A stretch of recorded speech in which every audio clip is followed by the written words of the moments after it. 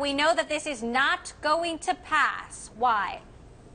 Oh, so close, Emily. It looks like they could very likely, supporters of this project, get 59 votes in favor of approving the Keystone XL pipeline, effectively bypassing the president and making this thing a reality. They needed 60 votes, the magic number of 60. We don't have the final tally yet, so we don't know exactly how far they fell short, but every indication is they could hit as close as 59. So a defeat here for Mary Landrieu, the Democratic senator from Louisiana who forced this vote effectively after the election. She's still trying to hold on to her Senate seat in Louisiana, and one of the thoughts here was that by bringing this to the floor, by showing her independence from the president and showing her support for the energy industry in her home state and bringing this bill to the floor, just maybe it could help her in that runoff election against Bill Cassidy in Louisiana. But her efforts and significant efforts on the floor today looks like they're going to fall short, and that she's not going to be able to do that.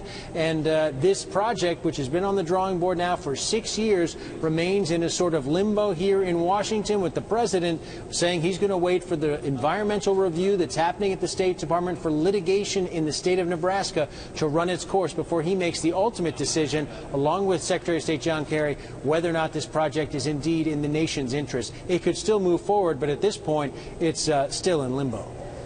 Peter, does Democrat Landrieu still distance herself enough from Democrat President Obama just by getting this to a vote?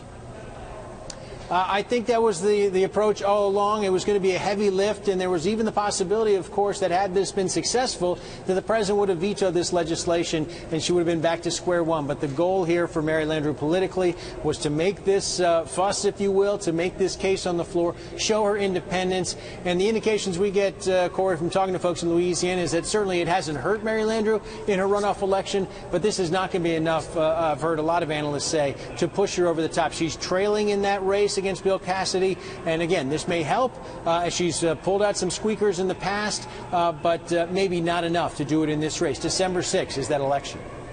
And voting is officially over. It has been officially defeated. 59 yeses, one short of the 60 that they needed for this to pass. Corey, talk to us a little bit about why this pipeline is so important for Louisiana's economy and Louisiana business. Well, I mean, Louisiana has some of the most, in the Gulf, has some of the most important U.S. oil deposits, and gas for that matter, but really oil. And it's a state whose future has been decided a lot by the success and the revenues they've derived from the oil business. There was a ton of oil fields, a lot of shallow Gulf waters just off the coast of Louisiana. The Eugene Island fields in particular has some really strong, both shallow and deep water wells that are how people make their money in Louisiana. So the political strength of the oil business in Louisiana it can't be overestimated. It's a big deal politically there because people believe in oil business in New Orleans, in Baton Rouge, and throughout the state. On that note, however, Peter, didn't this vote come down to more concern about the seat and who was going to get that seat than whether the pipeline would actually exist? Well, I think certainly this pipeline and the energy industry is a big issue, a big stakeholder in the state of Louisiana, and both Bill Cassidy and Mary Landrieu were in favor of this project. But this had more to do, the opposition to it had more to do with this pipeline, whether it was in the nation's interest. We heard a lot of arguments on the floor today that this pipeline would only provide 35 permanent jobs, far fewer than the 40,000 or so that have been advertised through the course of the conversation by supporters. Most of those jobs temporary construction jobs.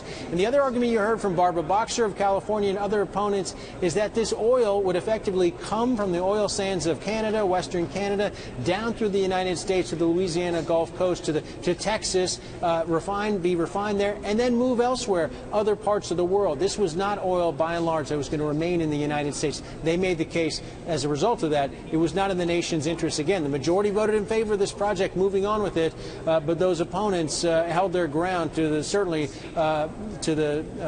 the support of environmental groups here in Washington today.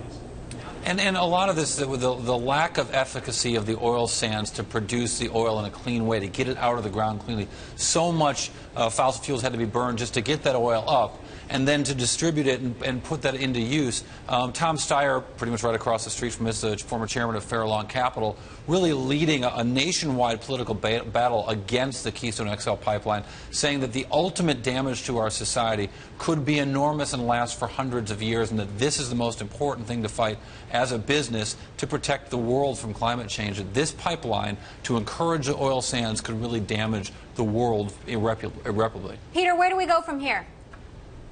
Well, we've got, of course, the president could still ultimately approve it. But what we expect, first of all, is that the Republican-controlled Senate in January will have another vote just like this, and very likely that one will be successful. Put the president in the same box of having to decide whether or not he stands in the way or whether he waits for the full review process to play out. All right, Peter Cook, our chief Washington correspondent on Capitol Hill. That Keystone XL pipeline vote defeated in the Senate.